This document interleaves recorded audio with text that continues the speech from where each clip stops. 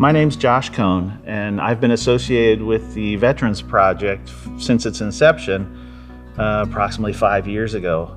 And I never thought that I would need their services because I'm not a veteran, but my great-great-aunt, Aunt Betty, was living in an assisted living facility in Towson when she ran into an issue with her medications.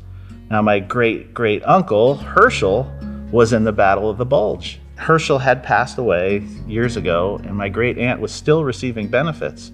But when they moved her down to nursing, her medication payments stopped and started accumulating in her personal account to the tune of about $15,000.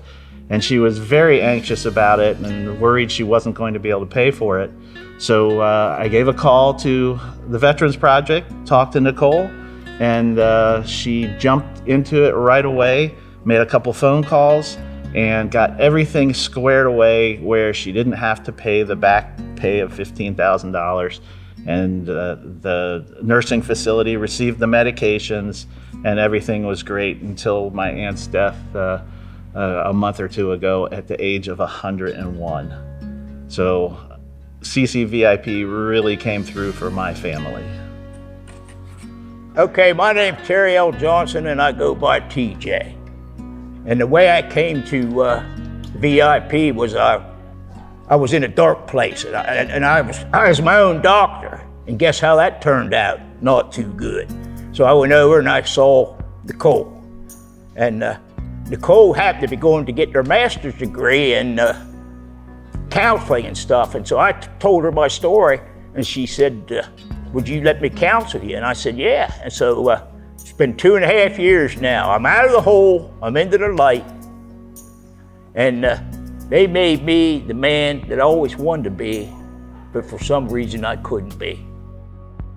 And I made a pledge a year ago that as long as I can walk and breathe, I'm going to volunteer over there with them because I can never repay them. So I do whatever they ask me to do when I go in there. And I go in there sometime for an hour, I go in there sometime for a couple hours. But my mission's their mission. All us veterans are brothers. And as far as I'm concerned, when they step in that door, it's because they need help. And as Jason said, we got your 6, and you better believe they got your 6.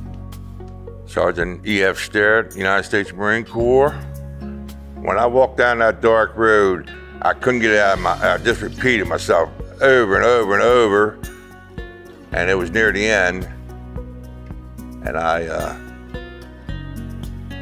went to the vet talk, and it just saved me, stopped me from doing what I had thought about doing.